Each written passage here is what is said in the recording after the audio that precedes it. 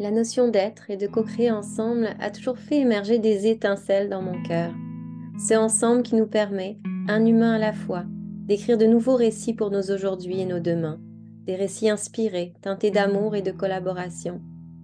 Alors, dans un élan naturel de partage, cet espace naît enfin, un espace de réflexion, de partage, d'échange, d'écoute, sans montage et sans flafla. Un moment qu'on passe ensemble pour explorer, ressentir, expérimenter de nouvelles façons d'être et de faire pour nos aujourd'hui et nos demain. Bienvenue dans le podcast Ensemble demain, un podcast animé par Soenco avec moi, Sophia, au micro. Un espace dédié à l'exploration de thématiques variées, d'idées, d'initiatives qui nous ouvrent le regard, celui qu'on porte sur soi, sur les autres et sur le monde. Ici, il n'y a pas de vérité, il n'y a pas de certitude, il y a juste des ressentis partagés, des perspectives, des voies de réflexion, des récits pour inspirer positivement le changement. Parce que j'ai cette conviction profonde que c'est dans le ensemble, dans une démarche de connexion à la fois individuelle et collective, qu'on est en mesure de réimaginer le monde autrement. Un monde plus humain, plus juste, plus en santé, plus vivant.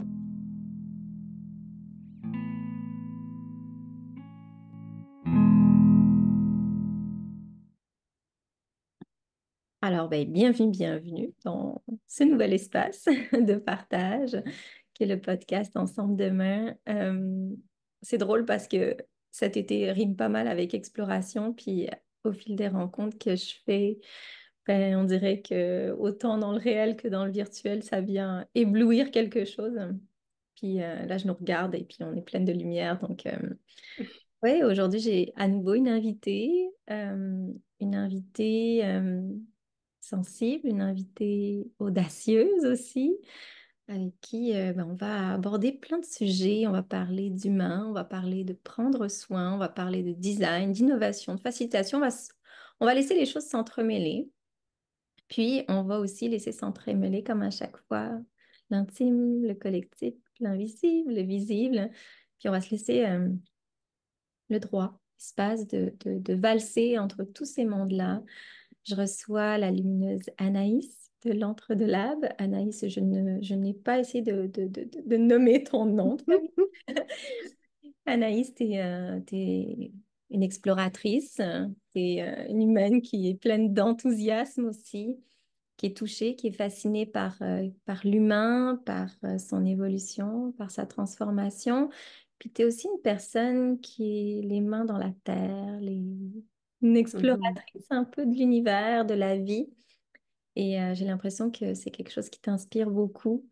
Puis au travers qui tu es, tu as fondé l'Entre de Lab qui combine justement le design de service, le design systémique, la facilitation, puis la thérapie en relation d'aide, puis t'aides un peu les gens à se connecter ou à se reconnecter à eux-mêmes, puis à amener leur projet d'innovation sociale plus loin. Donc j'y vais avec mes mots, mais pour moi, cette énergie-là, elle est contagieuse, puis dans tes mots, tu parles de vulnérabilité et de les transformer en action, finalement, en action positive. Donc, merci d'être avec moi aujourd'hui et puis de venir semer des petites graines avec ton parcours. Puis là, tu le sais, j'arrive avec ma grande question. Navigue-y comme tu le sens. Mhm. Anaïs, bienvenue ici. Et qui es-tu? Allô Sophia, puis merci pour cette belle introduction.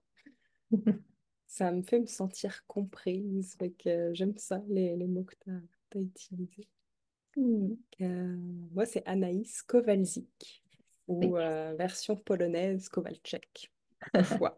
je vais me pratiquer. Ah. C'est pas obligatoire, tout le monde peut bypasser le nom, mais c'est pour information. Mais oui, qui je suis, vaste question, que j'ai beaucoup creusé quand même dans les dernières années. Je pense que ça fait partie du chemin, autant entrepreneurial que par rapport à mon rôle de thérapeute.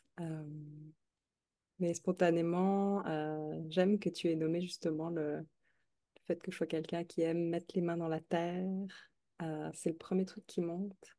Mm. C'est l'aspect de femme sauvage, de connexion au vivant. Euh, je le sens là cet été, là, c'est comme naturel d'être au contact de la faune, de la flore. Il y a quelque chose de fluide quand je suis en connexion avec le vivant. Il y a une aisance et une fascination. Euh, ouais, j'assume le titre de femme sauvage dans le sens où ça, ça a une certaine cohérence avec ce que j'offre aussi. Tu as cité mes différents titres et rôles de designer, facilitatrice, thérapeute en relation d'aide.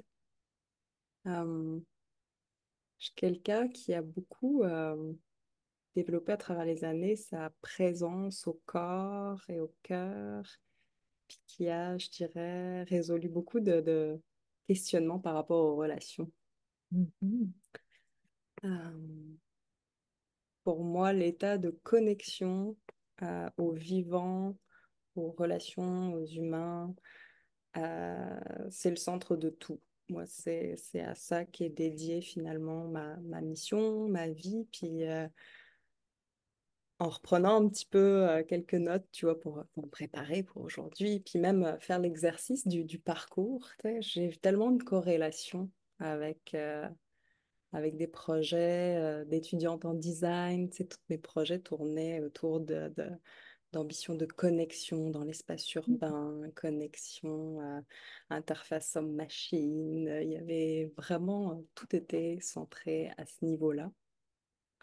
Puis ça m'a fait réaliser aussi à quel point ça faisait aussi partie de mon histoire plus jeune, tu sais, de certains manques, de certains besoins, qui m'amènent aujourd'hui à en prendre soin, puis à même l'avoir transformé en quelque chose qui peut nourrir d'autres personnes, d'autres environnements. Euh, ouais, sur ça, il y a vraiment quelque chose aujourd'hui dans la Anaïs qui est là avec toi. Mhm. La, L'accomplissement, puis une forme d'apaisement de cette femme-là en connexion avec ce qui est vivant.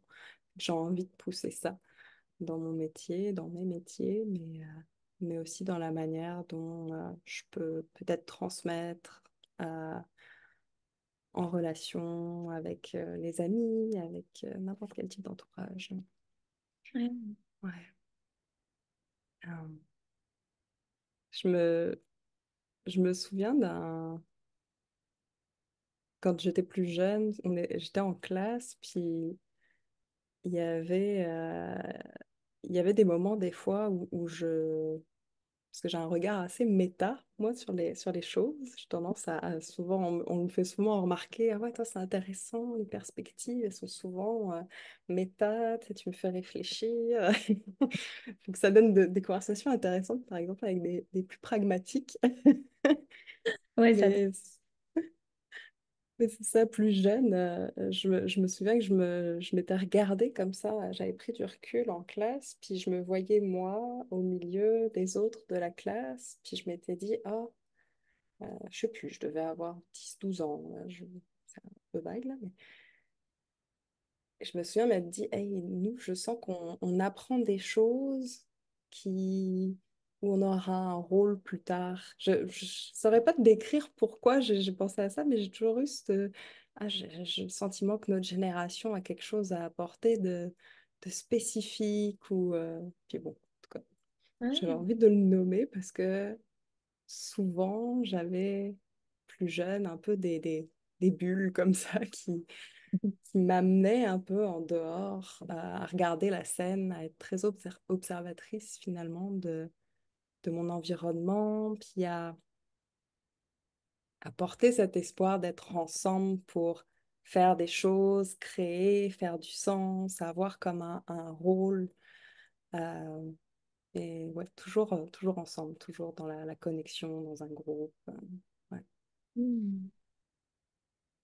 Ouais. Il y a beaucoup de choses que tu portes, il y a beaucoup de choses qui résonnent. Ouais, Beaucoup ça de pétille aujourd'hui. choses pas mal, c'est ça ce qu'on disait hors antenne, mais je ressens beaucoup aussi, tu sais, là, tu as parlé du ensemble, des liens de faire ensemble, etc. Mais je ressentais dans ce que tu partageais aussi, tu sais, tous les liens qui se sont faits entre la Anaïs finalement qui s'est découverte au fil du temps, qui a eu différents rôles et finalement entre ces différents rôles, il y avait des liens à chaque fois, il y avait des petites connexions qui se sont créées, puis je trouvais ça beau, puis ton partage de ton moment en classe où tu changes la perspective, je la trouvais tellement belle en fait cette image que tu as vécue, puis que, puis que tu vis aussi. Parce que c'est un petit peu ça, des fois, c'est se détacher de ce qui est là tout en restant attaché à ce qui est là. Puis prendre ce Mhm. pas de recul où on voit comme on a une vue d'ensemble sur ce qui se passe, sur comment on se connecte aussi les uns aux autres, puis comment on se connecte à un peu plus grand. Alors, merci, je trouvais que c'était ouais, c'était un beau partage. Puis avant qu'on aille à la prochaine question, j'avais le goût parce que tu sais, tu parlais de vulnérabilité, un petit peu aussi dans ton parcours de ces Ouais. vulnérabilités que tu as rencontrées.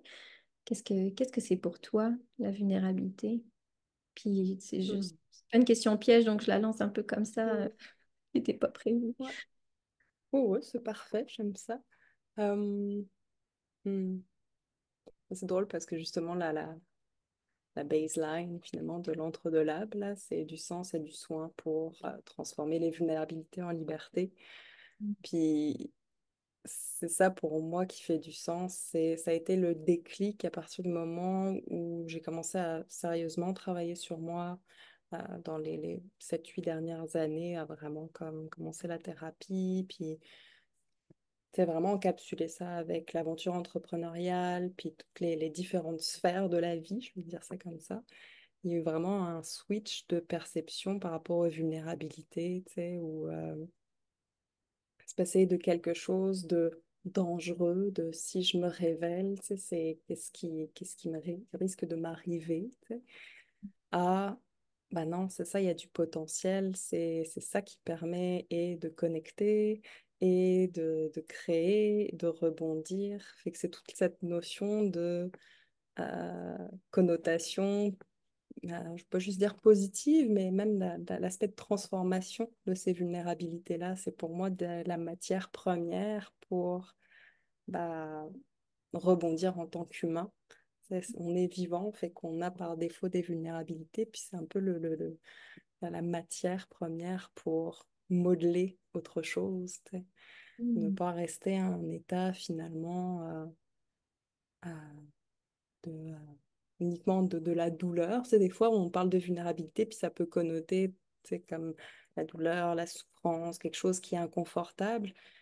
Mais on oublie souvent que c'est en équilibre avec la pulsion de vie, que l'un ne va pas sans l'autre. Fait que c'est vraiment à partir du moment où ce chemin-là interne s'est fait, puis pas uniquement cognitivement, mais aussi dans la manière dont j'ai accepté certaines choses de mon vécu, moi, c'est ça mon histoire, c'est comme ça que je vis mon parcours professionnel, c'est comme ça que je vis mes relations. Bah, ça a cheminé, puis ça s'est intégré euh, plus dans le corps.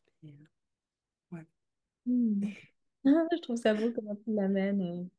Comment t'amènes en fait finalement que la vulnérabilité, c'est la vie, c'est le fait même d'être vivant finalement. Puis Mhm. d'avoir ce...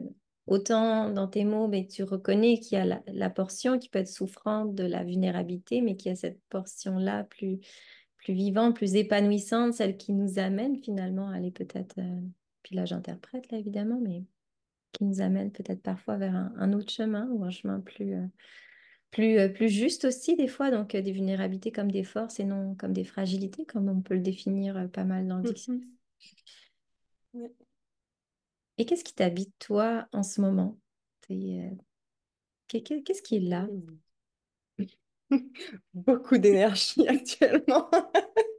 Je me permets, hein, parce que c'est ça. Yes. C'est c'est ça aussi, c'est présent. Fait que, ouais. Mm. C'est sûr qu'on n'a pas, on n'a pas le visuel peut-être là, mais, mais là, c'est très vivant en moi. Là. Il y a beaucoup de projets et d'intentions que je porte depuis plusieurs années. Puis j'ai fait mon chemin en me mettant à mon compte il y a quelques années, en précisant un petit peu la mission de l'entre-deux-là, en prenant des contrats à temps partiel, en gérant ma sécurité financière, puis en terminant mes études en thérapie en relation d'aide. Fait que là, présentement, je suis comme un peu à une ligne d'arrivée où plusieurs cycles se sont terminés, puis là, je suis dans la trépignement, l'excitation de toutes les autres portes qui s'ouvrent, là, le champ des possibles, puis... moi qui suis pas mal esthète, là, c'est comme si je pouvais voir plein de petits nuages qui passaient devant moi, puis que je voulais comme les attraper un à un pour à quoi on goûte aujourd'hui, tu sais, c'est quoi la recette du jour, quel humain je vais rencontrer, qu'est-ce que je vais pouvoir créer, tu sais, ça c'est l'énergie du moment, là, c'est ce qui m'habite à un niveau personnel, donc vraiment un gros cycle de créativité, puis une volonté de me montrer au monde aussi. Euh, Je pense que j'ai toujours aimé et voulu transmettre. Je me souviens même plus jeune, tous les exposés oraux, préparer les présentations. Moi, j'adorais ça, là. Le reste de la classe, c'était comme, ah non. Moi, j'étais comme, ah yes, j'ai mes notes, je peux en parler, tu sais, j'ai choisi mon sujet, je suis fière de le communiquer. Puis, avec le temps, en tant qu'adulte, je vois qu'il y a des peurs qui se sont mises en travers, il y a l'auto-jugement, du sabotage, puis toutes ces choses-là sur lesquelles j'ai travaillé me permettent de récolter aujourd'hui, de Mm. me donner confiance, puis de triper en fait. Enfin, c'est le moment où ça paye, où je peux me déposer aussi à transmettre ce que j'ai envie de transmettre sur cette connexion au vivant, sur cette importance de prendre soin. C'est tout dans c'est beaucoup dans la subtilité. Euh, Souvent, j'ai eu le défi euh, de vouloir exprimer les choses comme il se doit, c'est de manière synthétique, pragmatique, bullet point, claire, efficace, c'est pour garder l'attention, être sûr qu'on ne coupe pas la parole, être sûr qu'on suit. Puis finalement, quand je me laisse aller comme à parler là, tu sais, je me sens un peu moulin à parole, là, mais, mais je m'assume. Mais c'est ça qui est vivant, puis c'est ça que je vois souvent en échange avec d'autres personnes, que ce soit des clients, des proches ou autres. C'est ça qui nourrit en termes d'énergie, mais aussi en termes d'idées, en termes de confiance en relation. Euh, il n'y a rien qui me nourrit plus que quand je suis en thérapie avec des clients puis qui me nomment que hey, j'avais jamais dit ça ou tu sais, ça me fait du bien de déposer ça, de me laisser vivre tel que je suis. C'est ça qui m'habite en ce moment, c'est cette notion d'être. Ça paraît peut-être super philosophique dit de même, mais c'est ça, de voir les gens se réaliser autour de moi, puis en même temps, moi, de me permettre d'être. Ça, c'est connexe à tous mes projets, que ce soit du bénévolat en éco-communauté, donc les mains dans la terre, comme tu disais, sur des chantiers, de se permettre justement de vivre des inconforts en relation parce que bah, habiter en communauté, c'est quelque chose, là, ça se travaille. C'est se permettre d'explorer dans des zones un peu plus inconnues, dans la danse, certaines expressions du corps, les approches somatiques. C'est comme tout ce pétillement-là là, qui m'habite, cette exploration-là, là, tu l'as dit en introduction. Et c'est ça que je veux faire goûter aux autres, en fait. Mhm. Que souvent, je vois on a besoin de cette structure-là, puis c'est quelque chose auquel je tiens aussi, mais cet état de flow, cet état de plaisir aussi, puis de connexion à soi, à son feu, c'est créatif, il peut facilement se tarir, tu sais, quand bah, on essaye de correspondre, quand on a besoin d'être dans une routine, quand c'est plus carré. Moi, je veux arriver avec mon cercle, arrondir les coins, puis ouais, réinviter cette joie de vivre, puis cette fluidité de création, en fait, en entreprise, dans un projet personnel ou ou dans un cheminement personnel, en fait. Mm. Hmm. Plein de choses, de belles choses qui t'habitent, Anaïs. Euh, je veux quand même rebondir qu'on est dans un espace où ton ressenti de moulin à parole a toute sa place ici, et puis où toutes les facettes un petit peu, et en fait dans ce qui t'habite, bah, voilà, j'ai fait cette introduction de toi, puis dans ce qui t'habite en ce moment, je ressens l'introduction que j'ai faite de toi, cette exploratrice créative, cet enthousiasme en fait. Et puis bah, là, les personnes ne voient pas, mais il y a comme il y a des feux d'artifice autour de ton visage. Puis tu nous as parlé de justement de ce point où tu es arrivé, une forme de ligne d'arrivée ou de ligne de départ, là, tout s'entremêle finalement. Et, euh, et au travers cette exploration-là, puis cette créativité-là, il y a un projet, l'Entre-deux Labs, qui est né ou qui est en renaissance, je ne sais pas comment on peut le dire. Et je voulais que tu nous en parles un peu plus. Déjà, peut-être en nous disant qu'est-ce que ça signifie. Tu me l'as déjà partagé, puis je trouvais ça beau, mais le nom, l'Entre-deux Labs. Et puis, Mhm. mais qu'est-ce qui se passe dans ce projet-là, Mhm. concrètement? Qu'est-ce qui se déroule là-dedans? Mhm. Fait que là, j'ouvre une deuxième boîte Ouais. qui pétille. Mais ouais, merci de... Ouais, on dirait que ça me touche que tu me poses cette question parce que c'est un projet qui est important pour moi, ouais. Euh, L'entre-deux lab est né pas d'observation en fait, étant designer social, donc designer de services en innovation sociale. J'accompagne depuis quelques années donc en conception de services, en conception d'expériences, par exemple dans des centres de santé, en services sociaux, projets aussi en environnement. Bref, tout ce qui a un impact social qui va permettre d'avoir des bienfaits pour le collectif. C'est ça comme ça. Puis, je remarquais que dans les accompagnements, il y avait souvent des défis de suivi, de budget, de manière finalement de dérouler le processus de manière optimale. Un processus de design, c'est quand même long. Il y a plusieurs étapes à respecter, que ce soit une étape d'observation où on sait par quoi on commence avec les usagers, on cerne l'environnement, puis ensuite on part dans une phase plus de recherche, de définition, d'idéation, de concept et éventuellement d'évaluation, etc. Là, je vous passe le processus très rapidement là, Non, mais pour c'est ceux bon de reconnaître aussi, ouais. De mieux saisir qu'est-ce que ça veut dire. Ouais. ouais. Enfin, pour ceux qui sont peut-être familiers, là, le processus de design thinking, c'est pas la seul processus qu'on utilise, que j'utilise, mais ça peut être un bon repère, en tout cas pour ces grandes étapes. Euh, Généralement, ces problématiques-là sur lesquelles j'ai travaillé sont des problématiques systémiques, donc ce n'est pas juste un seul angle qu'il faut prendre en compte, mais bien tout le contexte, puis l'environnement dans lequel ça se passe. Et souvent, j'ai vu et contribué malheureusement aussi à des projets où ça aurait pris plus de temps d'intégration, d'ingestion, d'évaluation aussi.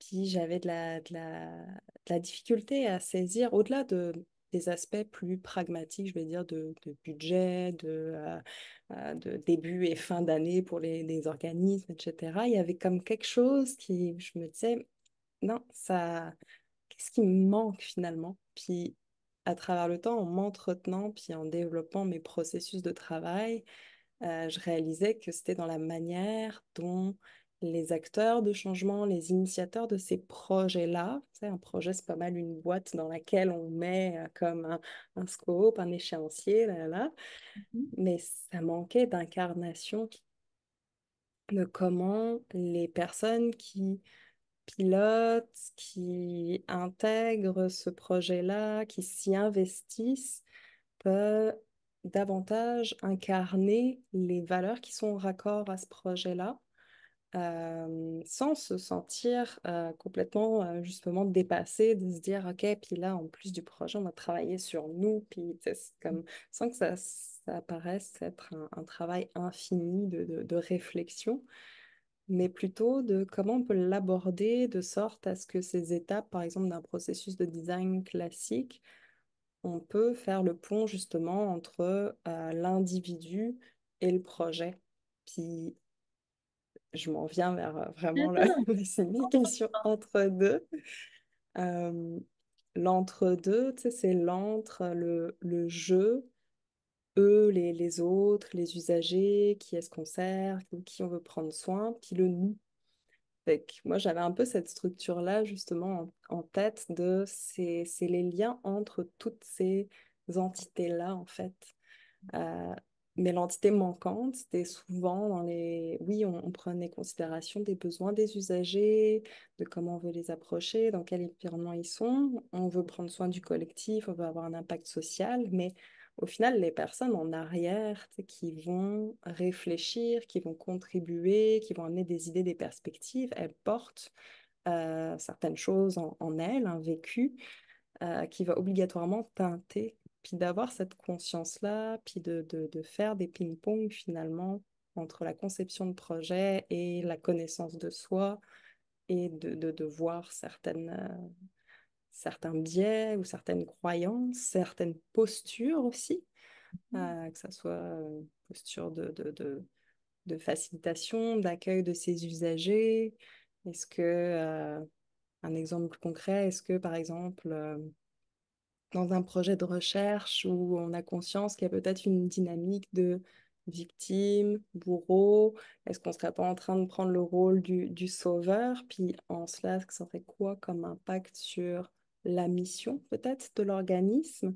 Est-ce que c'est intéressant de revenir à cette question-là de la mission pour pouvoir nourrir ensuite le projet? Bref, toujours ce regard méta. Euh, mais l'entre-deux, j'ai trouvé plein de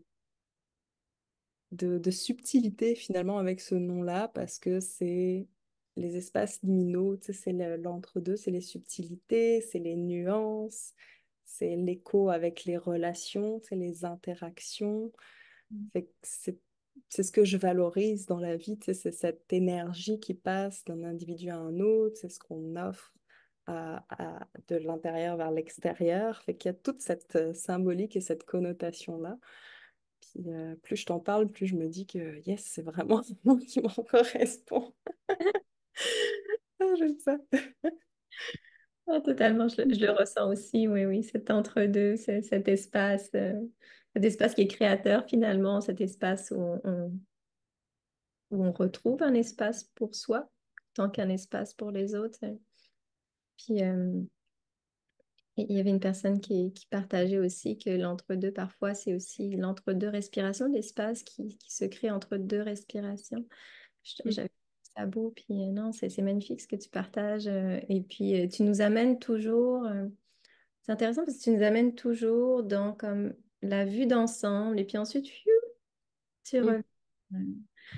Fait que ça aussi, c'est intéressant d'avoir cette perspective-là où des fois, tu pars du petit bout, puis t'élargis, puis, ou bien t'élargis, puis tu reviens, puis cet entre-deux-là aussi.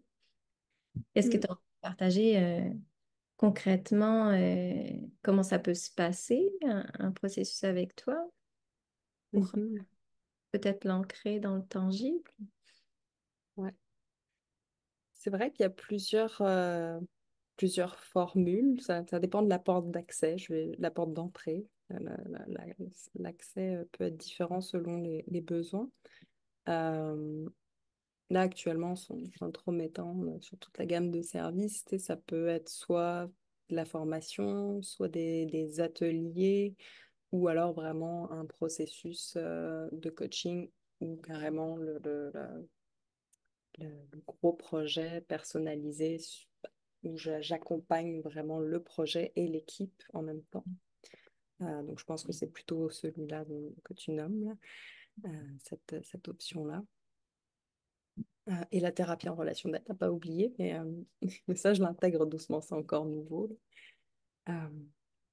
Donc, dans un processus de design, c'est sûr que bah, déjà se donner le temps. Ça, moi, je vais toujours travailler en fonction de la disponibilité les différents types de disponibilité. Tu sais, est-ce que c'est le bon temps dans l'année? Est-ce que c'est le bon temps pour l'équipe aussi? Tu sais, des fois, de vouloir démarrer rapidement un processus, mais de se rendre compte que l'équipe peut-être est moins soudée ou qu'il y a des acteurs clés qui sont pas là. Tu sais, moi, j'ai besoin de vraiment vérifier, tu sais, c'est quoi les bases là? Est-ce qu'on a vraiment un, un terreau fertile, une base qui va permettre justement après de se laisser aller à la création, de se laisser aller à échanger des perspectives. Fait que le cadrage de départ, c'est souvent ça. C'est quoi le lien qu'il y a dans l'équipe, puis dans le potentiel finalement qu'on peut dérouler durant le processus. Euh, Si je peux donner un exemple, c'était avec un centre de santé. Justement, on avait commencé par une cartographie vraiment de l'écosystème. Ça faisait des années qu'il avait pas pu Je dis on parce que c'était un projet que j'avais fait en collaboration.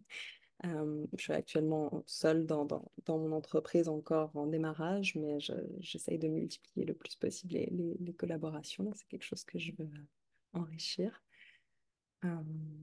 Ça, on avait commencé par un processus de cartographie des acteurs. On s'était rendu compte de beaucoup de divergences de perspectives entre les différents départements, entre les infirmières, les directions, le personnel à l'accueil. C'était tellement riche. Puis rien que de leur redistribuer ça, déjà, ça mettait le, le, le- le cadre un petit peu de voici où est-ce que tout le monde se trouve. C'est comment on va pouvoir maintenant converger vers qu'est-ce qu'on veut réellement, parce qu'il pourrait y avoir 10 chantiers.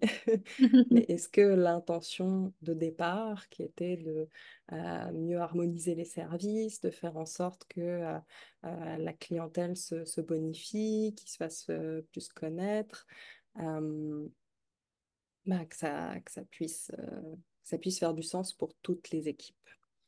Euh, Fait qu'à ce moment-là, c'est là que ça qu'embarque la notion plus personnalisée, on va dire, de où est-ce que toi tu te situes dans ton rôle, dans ta posture. C'est quelqu'un qui est à l'accueil, qui a l'habitude de voir les usagers à tous les jours, qui les connaît par leur nom, qui connaît leur histoire familiale versus un autre acteur, par exemple une personne qui est souvent là, une personne d'entretien ou qui est là pour la logistique de certains bureaux, on va avoir un autre regard. Fait que comment on peut nourrir et partir de soi finalement pour euh, être franc dans ce que l'on porte. Dire bah, moi, mon rôle et ma complémentarité par rapport à tout écosystème auquel on fait face, c'est ça. Ou alors, non, j'aimerais vraiment finalement être plus en lien avec les usagers, parce qu'on le voit des fois dans les dynamiques d'équipe, c'est que ça peut faire naître des conflits, etc. C'est qu'il y a un petit désalignement entre ce qu'on fait et ce à quoi on aimerait réellement participer. Puis c'est pas, je pense pas que ce soit une affaire de poste mais plutôt d'écoute, de reconnaissance de soi, d'être vu par l'équipe dans un apport, d'être écouté et valorisé par rapport à une idée qu'on émet parce que bah, l'individu en tant que tel, peu importe son poste professionnel, euh, est capable d'observation, est capable de lien. Fait que c'est de valoriser tous ces éléments-là pour pouvoir les ramener déjà ensemble. Mhm. Fait que plutôt que de mettre beaucoup de temps sur un processus traditionnel où moi, en tant que designer, puis c'était aussi la motivation de la fondation de l'Entre-deux Lab, plutôt que d'être seule ou avec un autre designer, à vraiment prendre en charge tout cet aspect de je suis les yeux, je suis la facilitatrice, je documente, etc. J'agis vraiment en renforcement de capacité où je suis toujours là pour structurer, je vous guide dans toutes les étapes clés, mais à l'intérieur de ça, je vais vous faire travailler en interaction, puis revenir à vous pour que la question que je vous pose, peut-être personnellement, fasse écho au projet. Puis je ne sais pas si ça avait du sens, je l'explique de même, là, mais Mais généralement, il y a, sans qu'on on cherche précisément, sans faire un exercice purement rationnel de qu'est-ce qu'on veut aller chercher, ça émerge de soi-même parce que il y a toujours à faire des mêmes choses, des interactions, d'une qualité de service, de comment est pensé le service. Est-ce qu'il y a... Tous les critères sont là. Les critères, dans pratique de design, ne changent pas.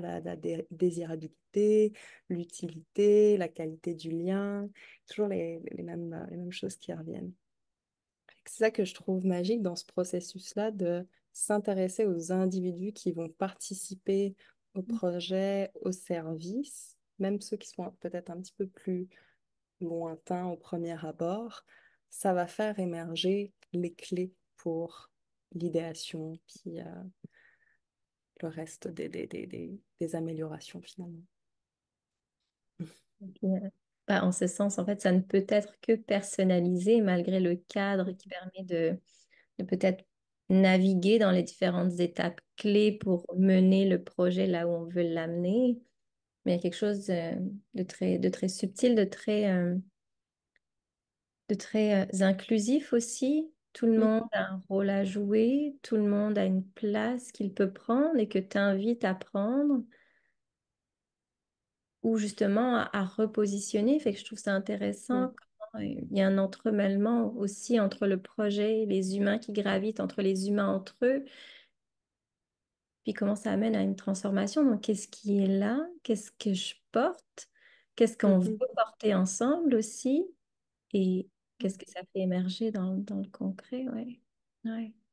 Ouais, puis moi, c'est toute cette complexité-là, finalement, qui me fait triper. Ouais, je sais que ça, parfois, quand j'en parle au premier abord comme ça peut paraître comme wow, il y a beaucoup d'affaires, mais moi, c'est là-dedans que je me sens bien, justement, d'être comme en train de tenir l'espace, mais de suivre le processus, puis que chacun ait un espace pour revenir à lui, à se poser des questions, puis revenir en groupe. C'est comme toute cette mécanique-là, tu sais, ça fait que c'est vivant, puis que bah, on est dans une bulle aussi, on est dans cet état de flow que je recherche aussi, puis que je veux transmettre, qui permet de faire émerger.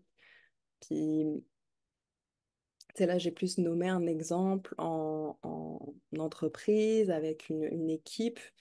Puis à plus petite échelle aussi, ça m'arrive souvent d'accompagner plus des personnes qui sont soit en reconversion professionnelle ou des entrepreneurs qui débutent puis, et qui veulent être rassurés aussi un petit peu dans comment je présente ça, comment je conçois mon expérience. Puis en même temps, je vois que je veux faire une analyse de besoins des usagers, mais puis là, je t'en parle, puis je réalise que finalement, bah, c'est peut-être parce que j'ai besoin aussi de me rassurer, puis d'avoir quelqu'un qui me donne un coup de main. Fait qu'il y a aussi ce rôle-là de soutien, aussi en renforcement de capacité. Je te suis étape après étape en tant qu'individu. Puis en même temps, je te fais des reflets sur, OK, comment tu te sens dans ta capacité d'aller vers cette expérience-là? Est-ce que c'est le bon moment pour toi? Tu sais, c'est en fonction de ce que tu m'as dit, de ce que tu portais ou de ton fonctionnement, tu sais. Est-ce que ça fait du sens? Puis c'est de faire ces liens-là qui, généralement, libèrent d'une décision habituellement purement rationnelle de ah, j'ai le choix A, B ou C, puis là, c'est lequel? Puis ça émerge de soi en fonction de ce qui est là, puis de ce qui est mature, puis de ce qu'on est. Ça, Mm. c'est trippant. Ah oui, ça doit être trippant. Bah oui, je pense on a une posture qui se rejoint aussi. Puis Mhm. on parle beaucoup de ces enjeux qu'on vit qui sont abordés d'un point de vue justement de l'individu, mais du système aussi. Et puis, tu parlais de la vie aussi. Il y a quelque chose de très complexe et simple à la fois dans le processus même de vivre. Et je pense que ça prend ces perspectives-là aussi qui s'entremêlent aux autres pour justement ramener cette complexité-là dans notre manière d'aborder les choses, dans notre manière de nous regarder aussi, sans tomber dans la performance de comment on se regarde et de suranalyser. Puis je pense que là aussi, ça doit être précieux ton accompagnement dans le sens où tu permets d'aller explorer sans tomber dans cette forme de performance face à soi, puis face à comment on veut mener les choses. Puis, tu as parlé naturellement du ensemble tout au long de tous les liens. Est-ce que tu aurais envie de partager justement comment le ensemble est important, comment est-ce qu'il vit dans tout l'univers? Si tu avais comme, pas à résumer, mais à venir comme se rassembler tous les ensembles que tu as Mm. nommés vers un ensemble qui compte pour toi, puis ouais, qui Mm. contribue à la société au final. Ah, rassembler en un ensemble. Parce que c'est vrai il y a du ensemble partout, finalement, ça vit. Il y a du ensemble dans la relation. Quand je suis en thérapie, en relation d'aide, c'est le lien de confiance. Mais c'est de la thérapie en relation d'aide non directive créatrice, fait que ça veut dire que je vais encore une fois adopter une posture, une attitude un peu de co-création. Tu sais, je suis là avec, mais je vais pas poser des questions, je vais laisser émerger, puis j'accompagne, je fais des reflets, je montre à l'autre ses ressources, puis je Mm. ramène les besoins. Euh, fait que c'est, ouais, le ensemble pour moi, c'est vraiment l'aspect de co-création, ce fameux ping-pong, puis de savoir-être, en fait. C'est vraiment ça. C'est l'aspect de prioriser, se rappeler d'être avant de faire, ou se rappeler d'être pour mieux faire. Parce que moi aussi, je tombe dans le piège, des fois, tu sais, j'ai beau avoir une posture de double écoute, etc., de m'écouter aller, de me voir aller, de m'observer, tu sais, ça fait partie de la game maintenant, là, de continuer ça jusqu'à la fin, là. Euh, mais on peut vite glisser à reprendre les automatismes, à se sentir réagir, à retrouver un mood un peu de survie. Puis l'essentiel là-dedans, c'est pas de se punir, de se dire ah non, on a une époque où on nous dit qu'il faut ralentir, puis c'est ça. Tu sais, c'est pas de se retaper dessus. Au contraire, tout le but du savoir-être, c'est de savoir se donner une certaine douceur et bienveillance, puis juste de se dire hey, rappelle-toi, c'est ça ton fonctionnement, puis c'est avec ça que tu viens comme bagage. Fait que être ensemble, pour moi, et pour pouvoir co-créer, c'est justement de s'entraider à se rappeler ses fonctionnements, à se ramener, donc pour soi, de soi à soi, mais aussi avec les autres, tu sais, de se permettre. Mm. Puis dans une dynamique de groupe, tu sais, c'est d'apprendre peut-être quand je communique ou quand je fais un reflet, plutôt que d'aller vers le conseil, puis quelque chose de très directif, tu sais, comment finalement j'arrive avec un mindset où je laisse l'autre vivre, mais je lui offre ce que je vois. Tu sais. Fait que Mm. c'est l'impulsion aussi de créer l'entre-deux-là, puis je fais des parallèles là, mais c'était, je m'étais dit, j'aimerais ça qu'on porte un peu tous ce mindset de designer, là. Bon, je dis ça avec humilité, là, mais dans le sens, l'ouverture aux différentes visions du monde, la posture euh, objectif de voici un peu toutes les perspectives. Peut-on avoir la sagesse, justement, de se dire qu'il n'y en a pas qu'une seule de vérité, mais qu'il y en a plein qui cohabitent. Puis avec tout ça, on va être capable de faire quelque chose qui nous convient. Tu sais. Fait parce que ça allège finalement de porter cette confiance-là et de, d'avoir aussi cette posture responsable, de dire bah, je sais pas tout, moi je sais comment je peux contribuer, puis je sais qu'en aidant la personne en face, en aidant mon groupe, en contribuant, euh, pas de problème, je suis en sécurité, j'ai confiance qu'on va créer de la liberté. C'est tout ça, là, c'est sa contribution à s'apporter de la sécurité et de la liberté, puis de savoir aussi goûter en groupe. En tout cas, dis-moi si je... Ouais. Le ensemble, c'est ça, là, c'est de savoir être avec soi, puis avec les autres, puis ça, c'est infini, je pense. Oui. Et possibilité d'exploration infinie, puis on en a pour des années et des années encore. J'aimerais ça être une petite souris, me projeter dans 50 ans.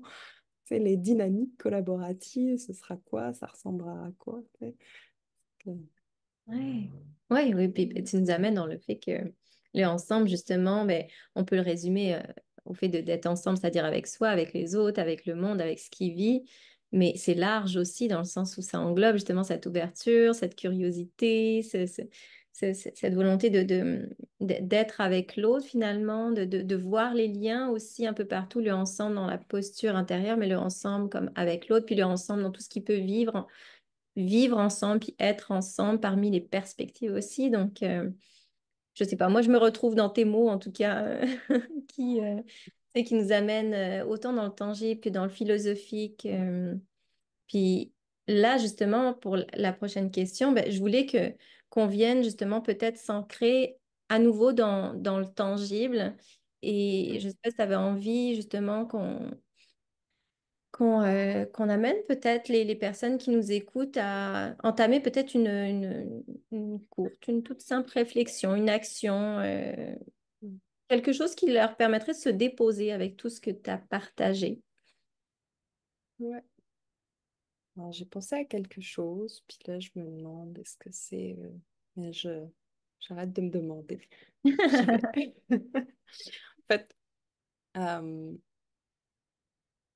j'ai beaucoup parlé d'incarnation, de s'incarner soi pour être ensemble ou être en écho avec son projet. Puis, euh, l'élément de motivation, là, l'élan de départ, c'est souvent une problématique. C'est souvent un bobo, c'est quelque chose qui fait mal. On peut travailler sur nous quand ça va bien aussi, hein, ça, bien évidemment, même en thérapie, on peut vouloir apprendre à mieux se connaître, etc. Mais quand même, la majeure partie du temps, ça part d'une problématique et de besoins non répondus ou d'une insatisfaction.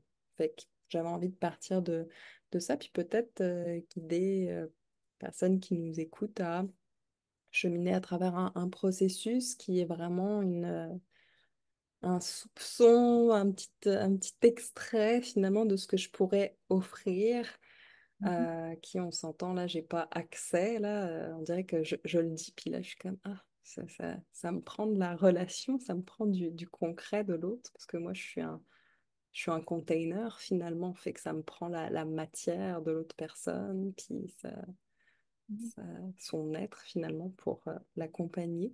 Mais je suis game de me prêter au jeu. À moins que tu veuilles, toi, explorer une problématique où on peut le faire vraiment en guidance Ben, en libre pour fait, l'audience.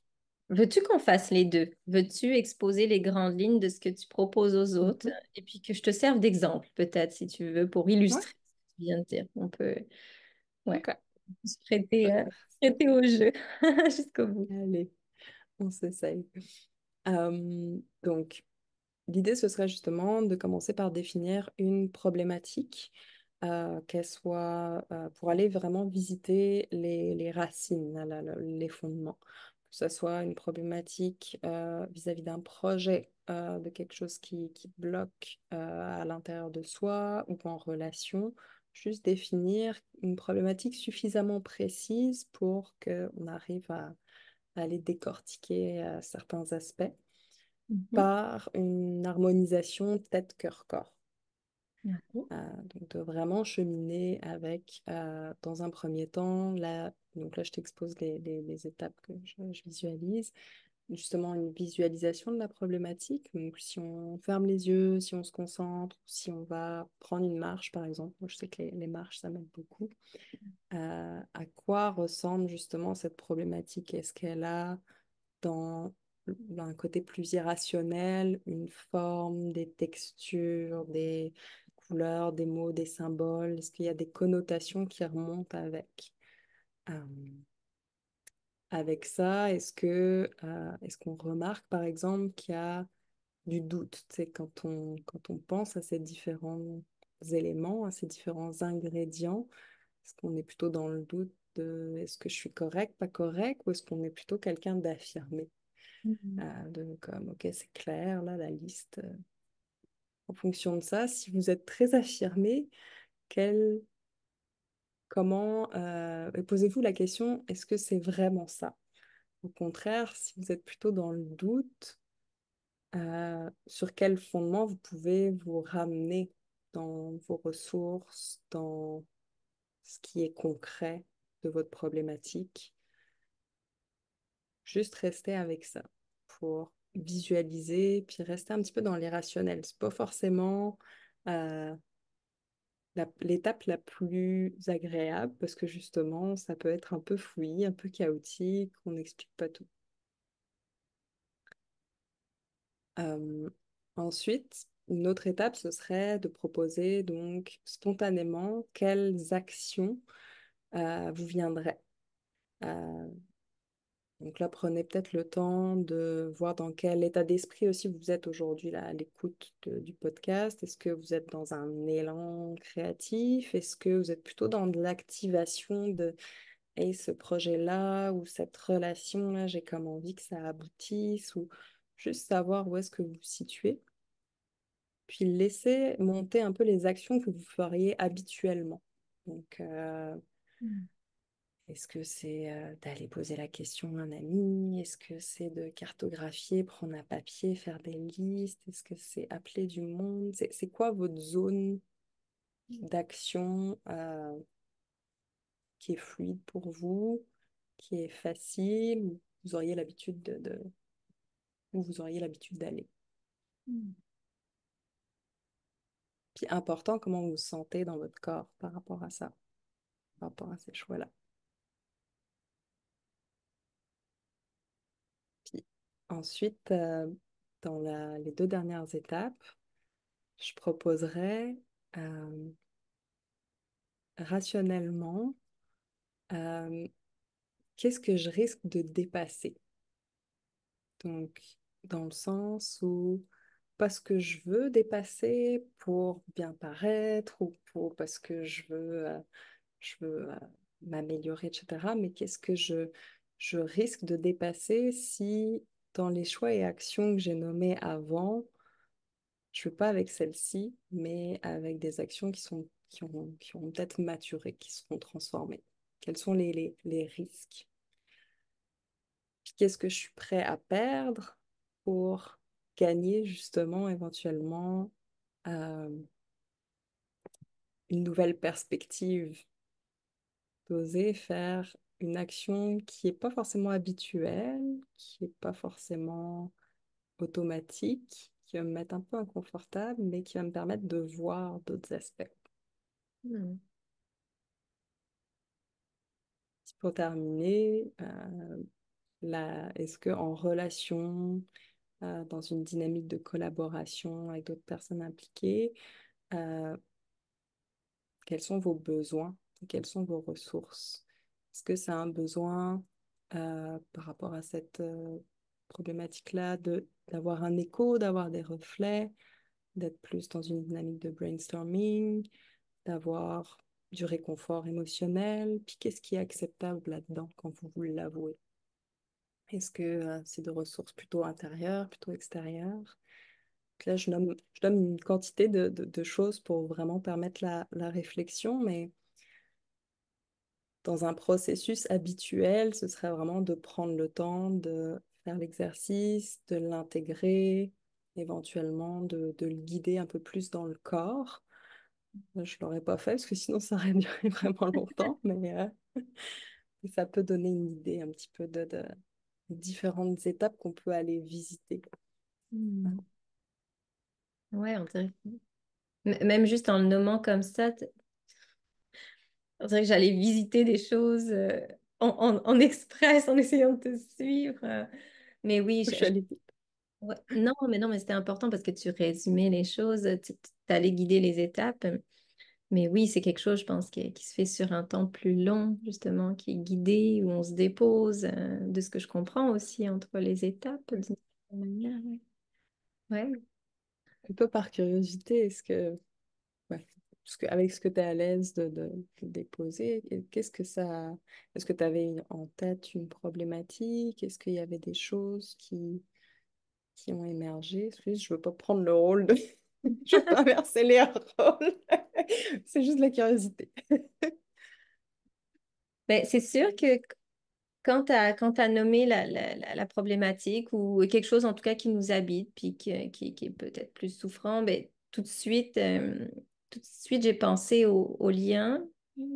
Puis c'est fou. Ben, en fait, voilà, c'est un rapport même avec ce qu'on est en train d'enregistrer, puis le thème, mais au lien, puis cette souffrance d'avoir eu l'impression souvent de manquer de lien, Mm, euh, d'être isolé, de se sentir isolé, parce que être et se sentir, c'est encore différent.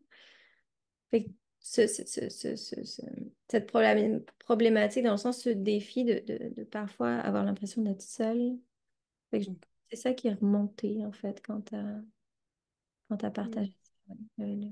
Tout ce qui est autour du lien, puis parfois ce sentiment de manquer mm, euh, de lien profond. Mm. mm. Ouais. Après ça, t'as connecté à du senti, puis t'as nommé aussi la différence entre le réel et l'imaginaire à quelque part, là, Mm. le senti.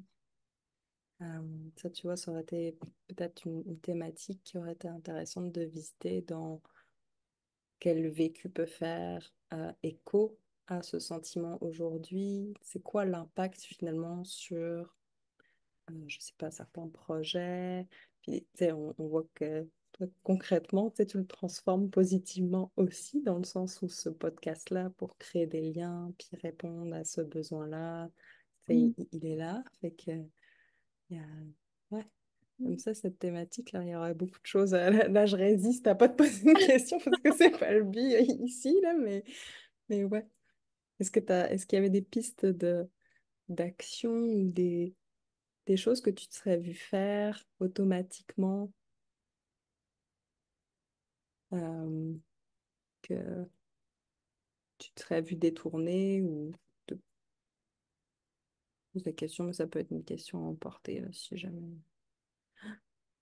Non, mais quand on est venu à ça, c'est sûr que la tendance automatique, ça aurait été le repli sur soi, euh, d'aller marcher, mais marcher avec soi, d'écrire aussi, donc de se déposer, mais seul, en fait, pour le coup, Mm, l'automatisme, c'est ça, mm, de se mettre dans une posture de retour à soi, de questionnement, mm, euh, sans déranger l'autre. Ça aurait été mm. la posture, ouais, l'automatisme. Oui, Ok, puis tu fais juste rejaillir que c'est mon automatisme, en fait, de base, hein, pas mal. Ouais, ouais. Ouais, ok. c'est drôle. Ça me fait réaliser ça.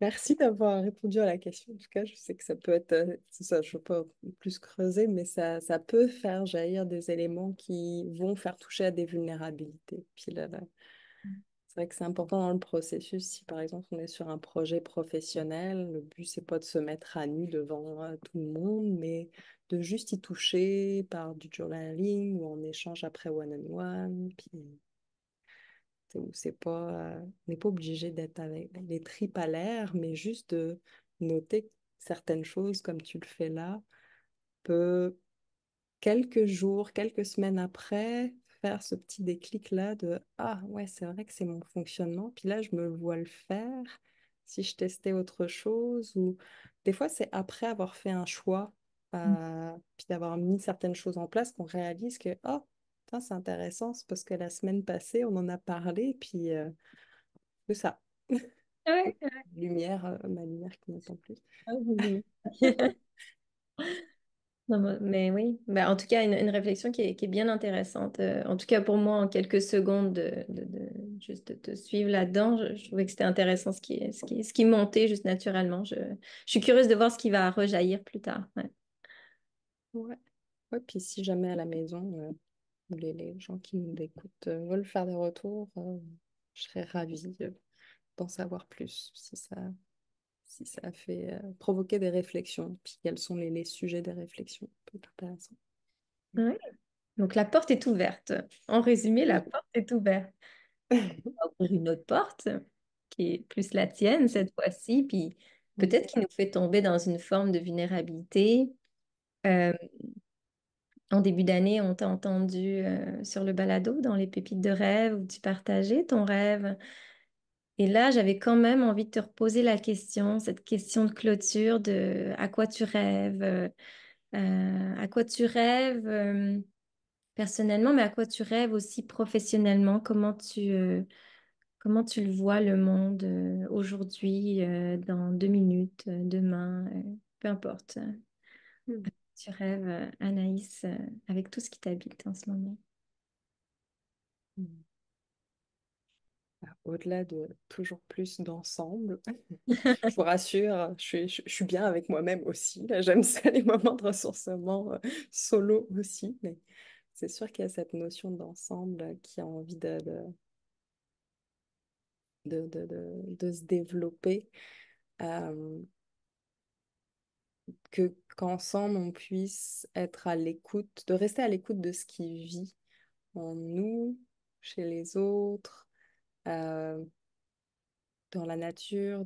Moi, mon rêve, c'est que chacun puisse revenir un peu à un état peut-être d'émerveillement d'enfant ou de fascination, de se laisser toucher, mais de se laisser aussi être fasciné par des petites choses, par ah, toi, tu fonctionnes de telle manière ou ah, ta manière d'aborder les choses, c'est tu as une intelligence plutôt rationnelle, puis j'ai envie de la valoriser, ou toi, tu es plutôt esthète, si tu parles en images, tu sais, ça a l'air tout simple, dit de même, ça va avec le fait justement de s'arrêter. Je dirais pas ralentir encore une fois, parce que je pense que c'est très connoté, même si ça me rejoint. Juste s'arrêter, puis sans que ça prenne trop de temps, de se laisser toucher. Puis ça, je pense que c'est une capacité, bah, pas je pense, même c'est une capacité que tout le monde peut développer. euh, Parce que c'est comme ça qu'on choisit mieux après coup, dans quelle relation on choisit de poursuivre, puis de développer, dans quel projet on va choisir euh, de prendre action, ou au contraire d'oser une déviation imprévue, tu sais, de couper un projet parce que non, c'est pas juste, ou c'est pas de cette manière-là qu'on devrait le faire. Fait que finalement, c'est aussi un appel à l'audace. Moi, c'est ça mon rêve, que chacun puisse tellement s'incarner, puis se dire ça c'est juste, ça l'est moins. En face de moi, il y a d'autres personnes, puis on prend le pouls, puis ok, tu sais, on se permet de sortir un petit peu du mouvement habituel, du statu quo, puis puis ça s'accède selon moi à se donner le temps d'expérimenter, fait qu'un monde qui serait ouvert à l'expérimentation, qui, je pense, que ça a évolué beaucoup là dans les dernières années. En tant que designer, en tout cas, je l'ai vu beaucoup euh, c'est dans la manière finalement de lâcher prise, d'accepter certaines choses dans un travail d'équipe, c'est notamment par tout le travail de facilitation qui peut être fait et d'accompagnement. Là, dans les 10 dernières années, on a eu un gros, je trouve, changement au niveau de comment les équipes travaillent, comment on va vers plus de bien-être. Il y a encore beaucoup de travail en tant que tel là, pour qu'on se sente tous bien, puis qu'il y ait une certaine équité aussi dans les différents domaines. Mais ouais, de considérer qu'à partir du moment où sa journée débute, on expérimente la vie. Puis ça, c'est mettre des lunettes vraiment très différentes que celles de OK, il faut que je fasse, faut que je finisse ma to-do, faut que je me rende là, faut que je cours à l'autre bout pour... ça reste qu'on est des humains, puis on a des choses à accomplir. Mais avec quelles lunettes on les accomplit, ces choses, justement? Avec quel mindset, puis quelle connaissance de soi? Fait que, ouais, c'est- je pense que dans le premier podcast, justement, j'avais vraiment plus parlé de l'aspect de communauté, du vivre ensemble, mais là, c'est un peu le rêve précédent qui précède. Pour moi, ce serait possible de vivre réellement ensemble en communauté, partager des communs, parce que on est bien chez soi, dans notre corps, dans notre façon de s'incarner, puis de voir la vie. Je dis pas que tout est rose, puis qu'il faut voir, tu sais, il y a des matins, on va se lever, puis on va être à l'envers, puis on n'aura pas le goût. Mais encore une fois, qu'est-ce que ça veut dire, tu sais, d'expérimenter avec l'inconfort, puis le dégoût du jour, tu sais. Est-ce qu'on est game de se dire, bon, bah là, c'est plutôt que de subir ma journée et d'essayer de la traverser pour vite finir, arriver à la soirée, tu sais, comment je peux jouer avec ça, tu sais. Ça, je trouve que c'est assez puissant, parce que ça nous ramène à notre pouvoir personnel, à notre pouvoir créateur, puis ouais, ça peut amener des changements assez rapides. Mhm. Il est beau ton rêve. Il est beau c'est une pratique en soi. Je pense qu'on peut inviter les gens à expérimenter la vie demain matin, dès demain matin, à expérimenter la vie Ouais. sous de nouvelles lunettes. Mm. Merci Anaïs Mm. pour ce moment, pour ces partages, pour ce moulin à paroles que tu te considères être. Et, Oh my God. puis Ouais, on le merci, répète, je Alice. pense, on l'a dit tout le long, mais pour ceux qui veulent réagir, interagir, bah, l'espace est ouvert. N'hésitez pas à, à prendre la porte finalement, à ouvrir la porte. Ouais, ma porte est grande ouverte, puis j'aspire justement à vraiment plus échanger, à transmettre et recevoir aussi, là, vraiment, voir ces discussions-là, euh, puis qu'elles soient philosophiques ou vraiment terre à terre aussi, là. Moi, je reste un peu à la fin, là, avec cette image-là. Euh, il y a un visuel que j'aime beaucoup, une illustration, où c'est deux personnes qui se parlent, qui vont en direction d'un espèce de tunnel plein d'étoiles. Tu sais, puis ça représente un peu cet état de flow de quand tu connectes tellement fort avec une personne dans les idées, qu'il y a un rebond entre les perspectives, que tu t'oublies dans le temps et l'espace. Tu sais. Mm. Puis c'est avec ça que je reste aussi finalement. Puis j'ai envie de vous inviter dans mon tunnel magique à partager ce genre de moment avec moi. C'est nourrissant. Mm. Ah, mais quelle belle image pour inviter. Ouais, merci pour cette image, Annie. Je pense elle va rester gravée pas mal, celle-ci. Ah, je me dis à bientôt hein, pour un prochain épisode, qui sait? Oui, merci Sophia pour l'invitation, c'était un plaisir. Merci Anaïs. Mm. Bye.